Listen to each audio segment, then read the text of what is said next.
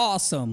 Welcome back in my brand new episode of यारों का chips break only on Radio Briswani 1701 M. और आज हमारे साथ हैं vastu expert and numerology expert the one and only Swati Jaiswal, all the way from Surat, Gujarat, only on यारों का chips break. So please welcome. Thank you Swapnil मुझे invite करने के लिए. Most welcome ma'am. हाँ जी, तो स्वाति जी घर के मुख्य द्वार के बारे में सबसे पहले जानना चाहेंगे कि इस मामले में काफ़ी सारे लोगों की अलग अलग बातें हैं, अलग अलग राय है. तो आपसे जानना चाहेंगे एज एन एक्सपर्ट कि वास्तु के हिसाब से घर के प्रवेश द्वार की सही दिशा क्या होनी चाहिए. पहले तो मैं ये बताना चाहूँगी कि वास्तु क्या है. वास प्लस तू, जहाँ हम वास करते हैं वो चीज़ वास्तु, और वहाँ का जो ऑरा प्रभावित होता है वास करने की वजह से तो वो वास्तु बनता है. तो वास्तु 4000 साल पुराना ये है वास्तु. अब जो आई है गेट की बात, हाँ जी, ऐसे तो नॉर्मली मेजर डायरेक्शन होते हैं 4. बिल्कुल. क्या क्या होते हैं? पूरब, पश्चिम, उत्तर, दक्षिण, यही ना. North east, south west. बिल्कुल बिल्कुल. ओके. हाँ जी. और इसके होते हैं सब डायरेक्शन भी होते हैं. हाँ, 14 दिशाएं जिनको बोला. नहीं 14 नहीं. हाँ, फिर तो टोटल 8 दिशाएं हो गई. 8 ठीक है. एक तो आपने बोला नॉर्थ ईस्ट साउथ वेस्ट. ठीक है. तो उसकी भी जो सब डायरेक्शन होती है. हाँ. अब जैसे कि अब नॉर्थ है तो नॉर्थ ईस्ट हो गया, जिसको लोग बोलते हैं ईशान कोण. ईशान कोण. ठीक. हाँ जी. फिर उसके बाद ईस्ट हो गया. हाँ जी. फिर उसके बाद साउथ ईस्ट हो गया. फिर साउथ हो गया. फिर साउथ वेस्ट, वेस्ट, फिर नॉर्थ वेस्ट. इस तरह टोटल 8 डायरेक्शन हो गई. ओके. और sub direction of sub direction भी होता है. ठीक. वो पूरे अपने 16 डायरेक्शन होती हैं. ओके. 16 दिशाएं. अच्छा. ओके. तो अब इसमें गेट की बात आई है तो सबसे अच्छा डायरेक्शन गेट का होता है एक north and east. North and east. जी. तो नॉर्थ ईस्ट. अब ऐसे तो अब इसमें अगर पूरी गेट की चर्चा की जाए तो पूरे गेट तो 32 गेट होते हैं. पूरे 32 द्वार. 32 द्वार बोलते हैं जिसको. हाँ जी, हाँ जी, हाँ जी. पूरे डायरेक्शन में 32 द्वार होते हैं. एक डायरेक्शन में 8 गेट निकलते हैं, माने नॉर्थ में आपके 8 गेट निकलेंगे. हाँ जी, हाँ जी. तो अब इस पे चर्चा करने जाएंगे तो बहुत लंबी चर्चा हो जाएगी. इसलिए नॉर्थ और ईस्ट, इसके जो गेट होते हैं वही अच्छे माने जाते हैं. नॉर्थ और ईस्ट. ओके. वाह, क्या बात है. हमारे डिपार्टमेंट के लोग पूछ रहे हैं क्या कर रहे हो. अरे ज्ञान की गंगा बहा रहे हैं यहाँ पे. जी हाँ. मेरा एक पर्सनल क्वेश्चन है स्वाति जी कि देखो वास्तु शास्त्र की जैसा कि हम लोग बात कर रहे हैं, तो क्या वास्तु जो है सिर्फ कुछ स्पेसिफिक रिलीजन्स, सिर्फ कुछ धर्मों में ही मान्य है, या फिर जो है हर किसी के लिए ये एप्लीकेबल है? जी हाँ. बिल्कुल है. ऐसा तो है नहीं कि ये वास्तु सिर्फ हिंदू के लिए है. अब जैसे कि सूर्य उगता है, सूर्य की रोशनी तो सब पे पड़ती है. ऐसा तो नहीं है कि हिंदू पे पड़ेगी, मुस्लिम पे नहीं पड़ेगी, सिख पे नहीं पड़ेगी, ईसाई पे नहीं पड़ेगी. ऐसा कुछ नहीं है. सब पे पड़ती है बराबर. तो वास्तु भी सबके लिए सेम है. घर में रहता है इंसान, उसका ऑरा क्रिएट हो रहा है. प्रॉब्लम आती है, नहीं आती है, खुश है, नहीं खुश है, वास्तु वो कर सकता है. वाओ, काफ़ी बड़ा कन्फ्यूजन जो है वो सॉल्व हो गया. स्वाति जी, एक चीज़ और भी जानना चाहूँगा. घरों में लोग तस्वीरें लगाते हैं अपने चाहने वालों की, जो उनको अलविदा कह गए, इस दुनिया में नहीं है, उनकी भी, और साथ ही साथ जो है अपने रिश्तेदारों की भी. तो घर में तस्वीर लगाने की सही दिशा क्या होती है? जी हाँ. देखिए, तस्वीर तो अब 2 टाइप की होती है. ठीक है. एक अपने पूर्वजों की होती है और एक लाइव पर्सन की होती है, जो हम लोग होते हैं ऐसे. ठीक है. तो उसमें अब दिशाएं तो साउथ वेस्ट. हाँ, जिसको नैऋत्य कोण बोलते हैं हम लोग, साउथ एंड वेस्ट. तो उसमें लगानी चाहिए. और इसमें दोनों की तस्वीरें लगती हैं. एक पूर्वजों की भी लगती हैं और लाइव लोगों की भी लगती हैं. तो अब इसमें हम क्या कर सकते हैं कि जो साउथ की वॉल पड़ती है तो उसमें हम अपने पूर्वजों की तस्वीर लगा सकते हैं. और वेस्ट की, जैसे बहुत लोग मान्यता है ऐसा कि अब दोनों की तस्वीर साथ एक ही दीवार पे कैसे लगाएं. लोग अच्छा नहीं समझते हैं कि अब पूर्वजों की भी फ़ोटो और जो हैं अपने पास उनकी भी फ़ोटो लगाएं तो थोड़ा सा ऑड लगता है लोगों को. नॉर्मल अगर मैं अपनी बात करूँ तो मुझे भी यही लगेगा, ऑड लगेगा. तो अगर लगाना हो, वैसे तो हम तो बोलेंगे कि वैसे पूर्वजों की फ़ोटो नहीं लगानी चाहिए. घर में हॉल इसका में कोई माने कि reason? हाँ, रीज़न ये है कि अब पूर्वज अब वो तो चले गए हैं। हाँ जी। मतलब कि हम उनको अपने चलो यादों के तौर पर उनकी फ़ोटो लगाते हैं, उनको दिया धूप करते हैं, तो क्या है, तो वो हम लोग को छोड़ के जा नहीं पाते हैं जहाँ उनको जाना है, वो हम लोग के साथ ही बंधे रहते हैं। तो इसके जो हम लोग अगर कुछ पूजा पाठ में उनके गलत कुछ कर देते हैं तो उसका बुरा इफ़ेक्ट भी पड़ता है हम लोग को। अच्छा। तो इसलिए हमको उनकी पूजा नहीं कर, माने कि उसको रखना नहीं चाहिए, कहीं अंदर कबर्ड में रख दो या अच्छे से माने कि व्यवस्थित करके कहीं रख दो कबर्ड में। जैसे उनके लिए कोई एक अलग कमरा छोड़ दें या फिर वहाँ पे हाँ, वैसा रख सकते हैं फिर, हाँ ऐसा कर सकते हैं, लेकिन होनी चाहिए साउथ की वॉल ही होनी चाहिए। ओके। इस तरह से तो ऐसे साउथ की वॉल हो गई, और लाइव वालों की वेस्ट की वॉल पे लगा सकते हैं, साउथ वेस्ट। जी हाँ। स्वाति जी, एक चीज़ जो है मैं काफ़ी टाइम्स अपनी फैमिली में भी, दूसरों की फैमिली परिवारों में भी सुनता आया हूँ, साफ़ सफाई की जो चीज़ें होती हैं उनकी सही जगह घर में कहाँ होनी चाहिए। जी हाँ। ये तो SSW मतलब साउथ में रख सकते हैं, वेस्ट में रख सकते हैं, दोनों के बीच का ये जगह आता है SSW, ठीक है, साउथ एंड साउथ वेस्ट, इसमें रखते हैं। लाइक जो भी पोछे का सामान हो गया, झाड़ू हो गया, डस्टिंग हो गया, सारे सामान वहाँ रखते हैं। लेकिन इसमें बहुत भ्रम की भी बात है कि बहुत लोग बोलते हैं कि झाड़ू खड़ा करके रखना चाहिए, लिटा के रखना चाहिए, छुपा के रखना चाहिए, दिखा के रखना चाहिए। झाड़ू एक लक्ष्मी माँ का रूप होता है ये चीज़, तो इसको हमेशा साउथ साइड में माने SSW में रखना चाहिए, और लेटा के रखना चाहिए, और दिखा के नहीं रखना चाहिए, छुपा के ही अंदर कहीं रखना चाहिए ऐसा। और नॉर्थ और ईस्ट में झाड़ू कभी नहीं रखनी चाहिए, उत्तर एंड पूरब। इसका कोई साइड इफेक्ट या कोई बुरा प्रभाव? हाँ, बुरा प्रभाव पड़ता है कि अगर नॉर्थ में रखते हैं झाड़ू तो वहाँ से हम लोग का ना प्रॉस्पेरिटी आती है, माने कि पैसे से जो रिलेटेड होते हैं उसमें प्रॉब्लम आती है, फिर बीमारियाँ भी बढ़ती हैं, ये सब काफ़ी ज़्यादा प्रॉब्लम आती है। ईस्ट में भी झाड़ू नहीं रखनी चाहिए, इसकी एक जो डायरेक्शन है वहाँ ही रखो तो ज़्यादा अच्छा है, अच्छा इफेक्ट पाने के लिए। और बाहर भी झाड़ू नहीं रखनी चाहिए, बहुत लोग गेट के बाहर भी रखते हैं झाड़ू, वहाँ कभी नहीं रखनी चाहिए। ऑसम। तो स्वाति जी, एक चीज़ और भी कि जैसे एक बिल्डिंग है, वो एक घर नहीं है, और उसमें सारे फ्लैट्स जो हैं वो सेम डायरेक्शंस पे हैं, सेम उनका मैप भी है, ज़्यादा नहीं, थोड़ा बहुत नॉर्मल डिफरेंस जो है वो हो सकता है। तो क्या सारे फ्लैट्स एक बिल्डिंग के वास्तु के अकॉर्डिंग बन सकते हैं, या फिर ऑलरेडी किसी ने बनाया घर जो है वो ले लिया है, तो क्या इनके वास्तु को भी जो है वो सुधारा जा सकता है, या फिर इनमें भी अलग अलग दो राय हैं? देखिए, आपने दो क्वेश्चन वैसे इसमें पूछ लिया है।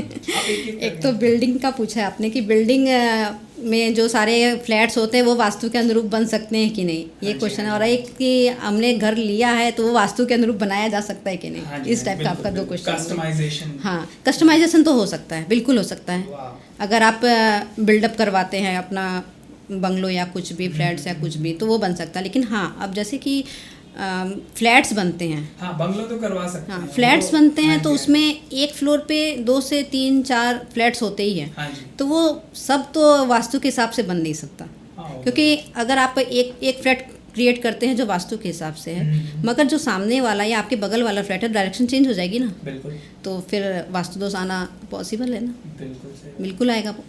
तो इसका सॉल्यूशन कुछ का मतलब कस्टमाइजेशन या फिर जो है सुधार करके? नहीं, इसमें हाँ सुधार कर सकते हैं। जैसे वो हम लोग क्या करते हैं, अब हम लोग तो वास्तु जब, अब पहले क्या होता था, तोड़ फोड़ करके कुछ किचन इधर कर दिया, कुछ इधर तोड़ दिया, कुछ सीढ़ियाँ तोड़ दी, कुछ बालकनी तोड़ दी, कुछ मंदिर हटा दिया, ऐसा पहले होता था कि तोड़ फोड़ करना पड़ता था। लेकिन अब नहीं होता है, अब सिर्फ हम लोग शिफ्ट करते हैं, शिफ्टिंग करते हैं, वो भी पिरामिड से।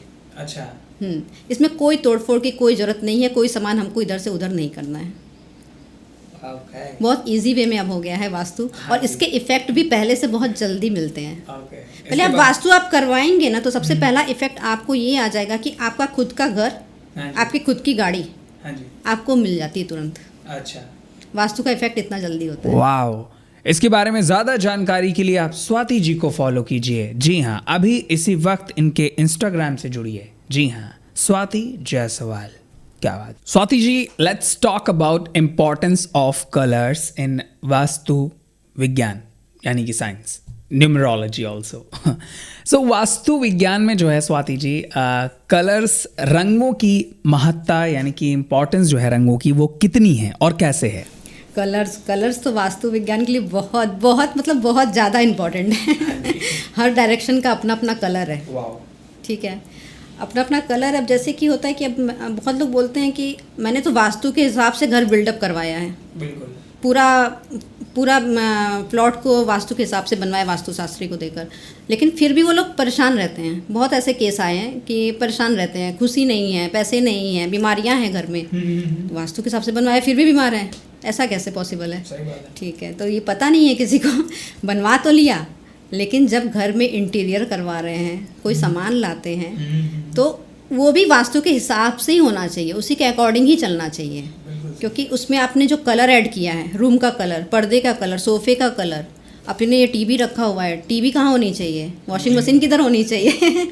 बहुत कुछ ऐसा है। वास्तुशास्त्र बहुत बड़ा साइंस है ना, तो इसमें बहुत टाइम है इसमें, लेकिन कलर बहुत ज़्यादा इफेक्ट करता है। अगर आप नॉर्थ में रेड कलर ऐड कर दें, माने कि पूरा ख़राब, माने कि ना पैसे आएंगे, बीमारियां बढ़ेंगी, बहुत कुछ है। एंटी कलर आपने लगाया, माने वो छोटी से छोटी चीज़ भी हो सकती है, ऐसा नहीं कि बहुत बड़े में हो। जैसे कि आपने ये ब्लैक कलर का लगाया हुआ है, अगर आप इसको साउथ में रख दीजिए, इफेक्ट आना चालू हो जाएगा। इतना छोटा सा भी चीज़ असर करेगा। मतलब लाइक नॉर्थ में हम रेड कलर बिल्कुल नामो निशान खत्म कर देंगे। हाँ, लेकिन वहाँ पे उसका कलर, उसका फ्रेंडली कलर, वो नॉर्थ का कलर ब्लू कलर होता है, तो आपको ब्लू कलर वहाँ करना पड़ेगा। तो उसका इफ़ेक्ट काफ़ी जल्दी आता है, वो हम लोग देखते हैं। फिर इसीलिए लोग परेशान रहते हैं कि मैंने तो पर्दे लगा दिए, अब नॉर्थ में मैंने रेड पर्दा लगा दिया। सो दिशाओं के हिसाब से कलर बहुत ज़्यादा इफेक्ट करते हैं। इसलिए वास्तु शास्त्र इतना आसान नहीं है, इतनी बड़ी साइंस है, लेकिन बहुत ही एंजॉय करके कर सकते हैं। बहुत अच्छा है, क्यूरियोसिटी, लाइक जिज्ञासा बहुत है। आप इंटीरियर करिए, इसीलिए इंटीरियर को तो इंटीरियर करना चाहिए वास्तुशास्त्र के साथ ही। क्यूरियोसिटी से बड़ा कोई टीचर नहीं। एग्जैक्टली तो मेरे हिसाब से स्वाति जी, पौधों के बारे में मैंने काफ़ी सुना है, और इस मामले में मैंने काफ़ी जाना भी है। देखने में तो ये काफ़ी सुंदर लगते हैं, लेकिन कैसे पौधे किस दिशा में और कहाँ पे वास्तु के हिसाब से परफेक्ट होते हैं, और इनकी कितनी इम्पोर्टेंस है, आपसे हम जानना चाहेंगे। जी हाँ, भाई बोला ना मैंने कि बहुत छोटी छोटी चीज़ें भी वास्तु को इतना प्रभावित कर जाती है, हम लोग को पता ही नहीं चलता है कि हमने गलती कहाँ कर दी। बिल्कुल सही बात। कोई भी गिफ्ट दिया, पौधा घर पे ले आए, कहीं भी रख दिया, हाँ यहाँ अच्छा लग रहा है, यहाँ रख देते हैं। देखो उसकी भी डायरेक्शन है ना।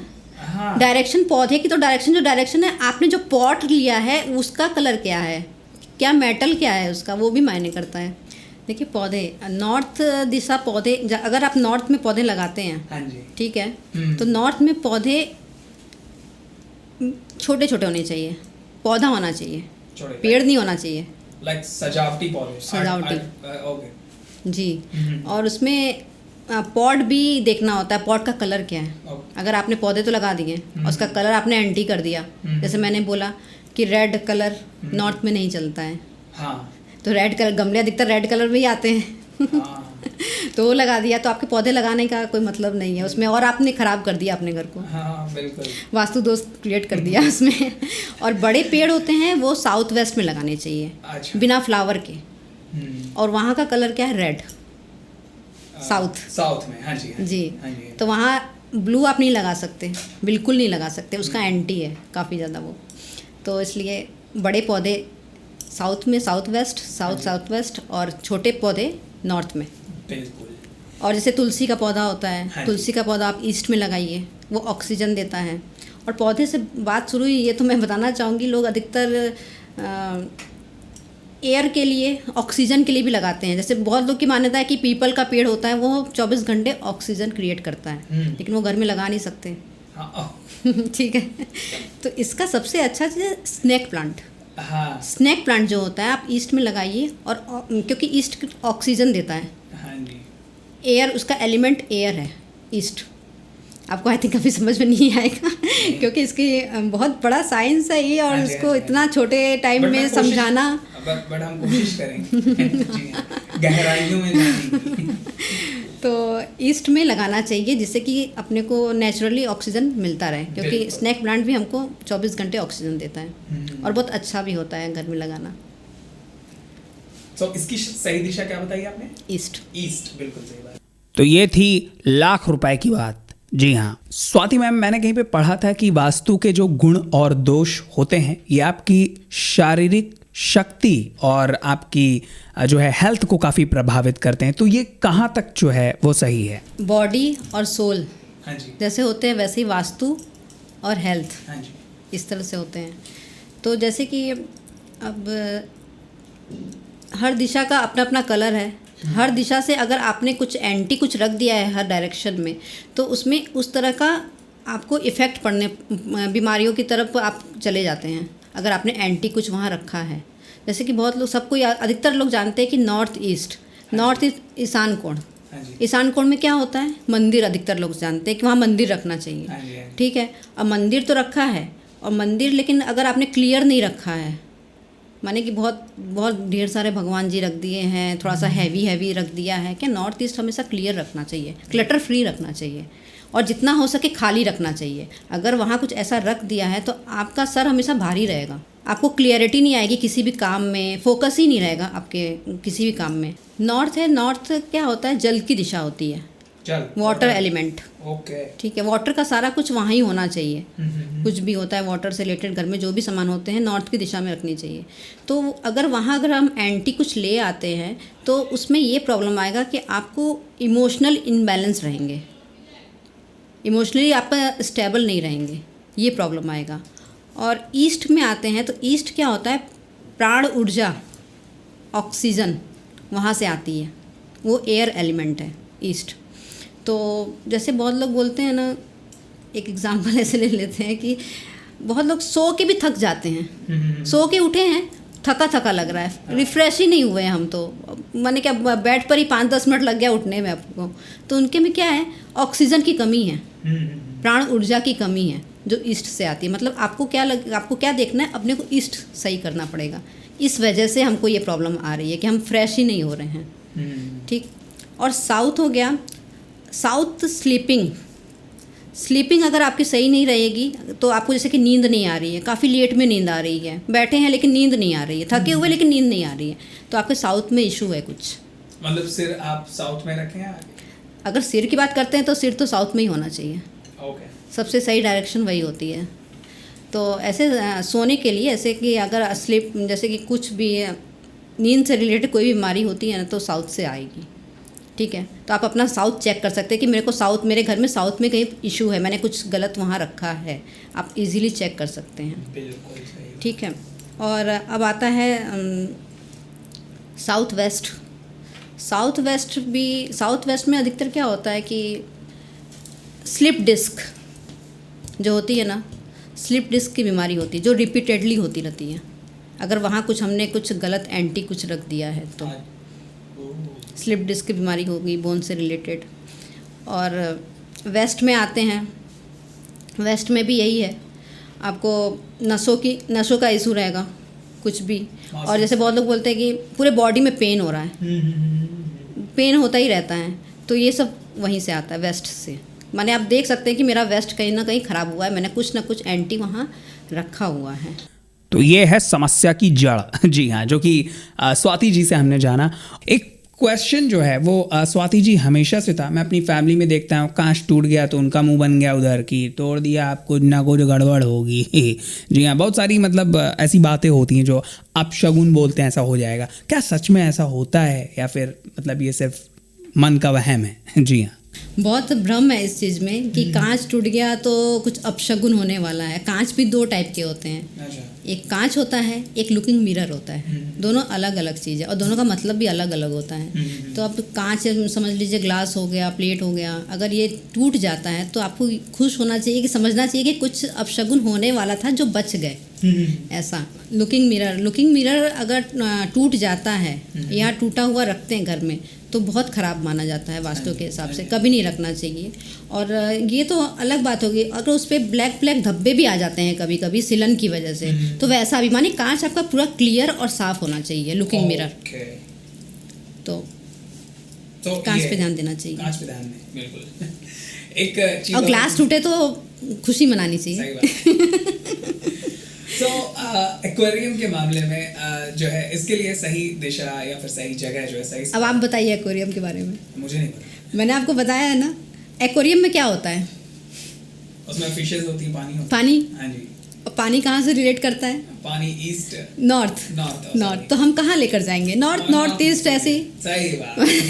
ऐसे ही रिलेट करना पड़ता है। स्वाति जी, अगला सवाल हमारे लिसनर की तरफ से है और बिना उन्होंने नाम लिए ये पूछना चाहा है, जानना चाहा है कि गणेश जी की जो मूर्ति होती है या स्टिकर होता है, बहुत सारे लोग अपने दरवाजे पे, मेन गेट पे लगाते हैं, तो क्या ये सही है या फिर इसमें भी मेरे हिसाब से कुछ बातों का ध्यान रखना चाहिए, और अगर रखना चाहिए तो वो कौन सी हैं? जी हाँ, इसमें बहुत भ्रम है, बहुत माने कि अधिकतर लोग हिंदू धर्म में अधिकतर देखा गया है कि गेट के बाहर गणपति स्थापित करते ही करते हैं। हाँ जी। लेकिन क्यों गणपति स्थापित करते हैं? माने क्या सोच के करते हैं, ये समझ में नहीं आता है। गणपति, हाँ वही, माने कि अब वो तो सारे देवताओं में सबसे ऊंचे देवता हैं और आप उनको गेट पे रखिए हो द्वारपाल बना के। क्यों? उनको तो मंदिर में सबसे बड़ी जगह मिली है कि उनकी पूजा के बाद ही किसी की पूजा होनी चाहिए। तो फिर ऐसा माने कि सोचना चाहिए कि क्यों रखना है गणपति देव, वो तो देवताओं में राजा हैं, तो उसमें उनको द्वारपाल क्यों बनाने का? गणपति देव को नहीं कभी रखना चाहिए गेट के बाहर, वो द्वारपाल नहीं है। इसके लिए मैं एक लॉजिकल एक स्टोरी भी बता देती हूँ कि इसके पीछे स्टोरी क्या है। कि जब पार्वती जी ने अपने उपटन से गणपति जी को बनाया था, अब वो जब स्नान करने गई थी तो उनको बोला था कि तुम बाहर खड़े रहो और किसी को अंदर आने मत देना, मैं स्नान गृह में जा रही हूँ। तब क्या होता है, वो तो अपने उपटन से बनाए थे उनको, तो और शिव जी को ये चीज़ बात पता नहीं थी, और शिव जी आते हैं और वो अंदर जाने की कोशिश करते हैं। तो गणपति देव को भी नहीं पता था और शिव जी को भी नहीं पता था कि वो फादर एंड सन है। तो फादर एंड सन है, तो उन्होंने, गणपति देव ने अब मना किया कि आप जा नहीं सकते हैं, और शिव जी ने बोला कि क्यों नहीं जा सकते, वो मेरी बीवी है, मेरी वाइफ है, तो मैं क्यों नहीं जाऊँ। तो उसके बाद क्या हुआ, अधिकतर लोग को पता है कि शिव जी ने गणपति देव का सर काट दिया था त्रिशूल से। तो फिर तो यही होता है, अगर आप गणपति देव को द्वारपाल बनाएंगे तो फादर एंड सन का यही हालत होगा। बिल्कुल सही बात है। हमेशा लड़ाई होती रहेगी घर में। इसलिए कभी भी गणपति देव की मूर्ति बाहर गेट पे नहीं लगानी चाहिए, उनको आदर सहित मंदिर में स्थापित करें। बिल्कुल सही बात। आप शुभ लाभ लगाइए, त्रिशूल का लगाइए, बहुत सारे सिंबल्स हैं जो लगा सकते हैं अपने, जैसे शुभ लाभ और त्रिशूल हो गया, स्वास्तिक हो गया, बहुत कुछ है। वाओ। जी हाँ, बातों बातों में काफ़ी आगे निकल आया मैं। तो स्वाति जी, आपके पास कुछ स्पेशल टिप्स या फिर ट्रिक्स या फिर कोई स्पेशल मैसेज जो है आप देना चाहें, जो मेरे हिसाब से आपकी नज़र में काफ़ी इम्पॉर्टेंट है और जो कि इस शो को और भी वैल्यूएबल बनाएगा? जी हाँ, हम लोग का एक वास्तु का एक नारा है, दिशा से दशा बदलना। दिशा से दशा बदलते हैं हम लोग। ओह, मेरे हिसाब से दशा तो इंसान की बदली जा सकती है, लेकिन दिशा कैसे बदलेगी? This is a universal truth, I think. जी, आपने बिल्कुल सही बोला है कि दिशा तो कभी नहीं बदली जा सकती, ये बिल्कुल सही है। और हम लोग क्या करते हैं, दिशा तो वही रहेगी, जहाँ से सूर्य उगता है वहाँ से होगा, वो पूरब से उगता है पूरब में होगा, पश्चिम से नहीं उगने वाला है। वो चीज़ वास्तु में इतनी बड़ी भी साइंस नहीं है और कि वो दिशा चेंज कर सके। बिल्कुल सही बात। बिल्कुल नहीं चेंज हो सकता है। लेकिन हम लोग ये करते हैं वास्तु में, जो चीज़ का जो डायरेक्शन होता है, डायरेक्शन में अगर हम लोग ने कोई एंटी कुछ बनवा लिया है, जैसे कि किचन मैंने गलत दिशा में रखा है, या टॉयलेट गलत दिशा में आ गया है, नॉर्थ में आ गया है, कहीं आ गया है, या किचन साउथ वेस्ट में आ गया है, ऐसा कुछ भी है, मंदिर हमने गलत जगह रख दिया है, तो इससे काफ़ी ज़्यादा इफ़ेक्ट होता है पूरा घर। बीमारियां हो जाएंगी, बहुत फाइनेंशियल इश्यूज हो जाएंगे, बहुत तरह का इश्यूज आ जाता है जो अपने को नहीं पता चल पाता। तो उससे हम लोग क्या करते हैं, बिना तोड़े फोड़े उस चीज़ को शिफ्ट करते हैं बाय पिरामिड। तो इस तरह से हम दिशा से दशा को बदल सकते हैं और अच्छे इफ़ेक्ट ले सकते हैं, और बहुत जल्दी इफ़ेक्ट आते हैं। मैंने स्टार्टिंग में भी कहा था, अगर आप वास्तु कराते हैं तो सबसे पहले आपको खुद का घर और खुद की गाड़ी ये तुरंत मिलता है।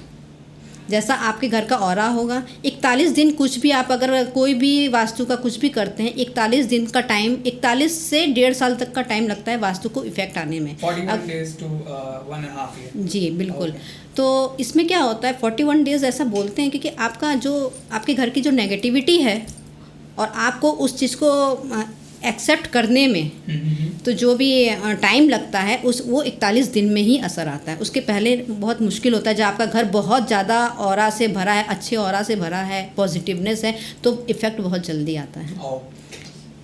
ये इस तरह कहते हैं। और ये सही बात है, दिशा से दशा नहीं बदली जा सकती, लेकिन हम लोग उस ऑब्जेक्ट को सही डायरेक्शन में शिफ्ट कर देते हैं। इसलिए ये नारा हम लोग, इसी नारा की चेन हम लोग बढ़ाते चलेंगे। दिशा से दशा बदली जा सकती है। Thank you so much Swati ji for all this valuable information and thank you so much for joining us. Thank you so much Swapnil. Wow. So मेरे हिसाब से आखिरी और काफ़ी इम्पॉर्टेंट बात, क्योंकि जैसे कि उन्होंने बताया वास्तु विज्ञान, न्यूमरोलॉजी और ये सारे डिपार्टमेंट काफ़ी बड़े हैं, इनका कोई अंत नहीं है, इनफाइनाइट हैं ये। जी हाँ। सो स्वाति मैम, मेरे हिसाब से ऑकल्ट फील्ड में जो है और वो कौन कौन से डिपार्टमेंट हैं जिनको शायद हम अपनी बातों में जो है कवर करना भूल गए या फिर जो है उन बीच में हमें याद नहीं रहा, तो मेरे हिसाब से कृपया आप हमें बताएं कि इस डिपार्टमेंट में और कौन कौन सी चीज़ें हैं जो कि हमें जाननी चाहिए, हमारे लिसनर्स को जो है वो जाननी चाहिए। जी हाँ। अब जैसे स्वप्निल, मैं अब वास्तु एक्सपर्ट तो हूँ ही आपके हिसाब से। नहीं सब आई थिंक। और मैं न्यूमरोलॉजिस्ट भी हूँ। न्यूमरोलॉजिस्ट मतलब अंक शास्त्री, ठीक है।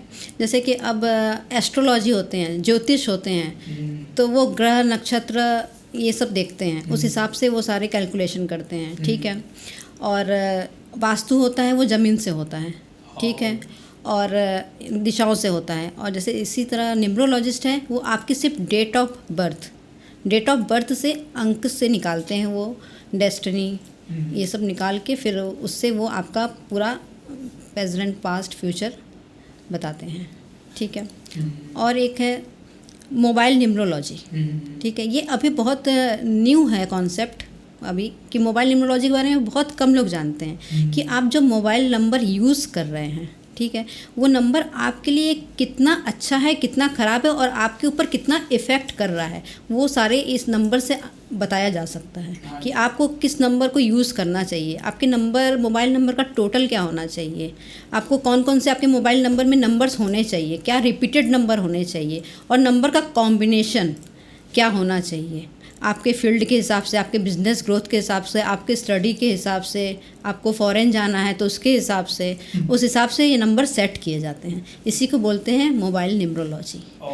और क्रिस्टल्स हीलिंग, क्रिस्टल हीलर भी हूँ मैं। क्रिस्टल्स के बारे में बताती हूँ कि क्रिस्टल्स के कैसे, माने कौन सा क्रिस्टल किसको कैसे यूज़ करना चाहिए according your date of birth. और जीबू सिम्बॉल्स, स्विच वर्ड्स ऐसे बहुत हैं, ठीक है। और वैसे मैं धन्यवाद बोलूँगी अपने गुरु, जैसे संदीप सर हैं, सुमित रावल सर हैं, मैं इनसे ही सीखी हूँ। इन्होंने ही मुझे ये सब अच्छे से टीच किया मुझे। Thank you so much. क्या बात है। सब कुछ बदल सकता है, बस आप अपनी सोच और अपना फैसला बदल के देखिए। जी हाँ। और उसके बाद अच्छे लोगों की संगत में जाइए। तो ये आज का डिस्कशन मेरे हिसाब से इसी जगह पर हमें ला के खड़ा करता है। So thank you so much हमें सुनने के लिए। और स्वाति जी थी हमारे साथ। She is an expert in numerology and Vastu and all the way from Surat, Gujarat, India. And she is a very professional और well known and renowned name in the city. मेरे यानी स्वप्निल के साथ ओनली ऑन यारों का चिप्स ब्रेक। जी हाँ।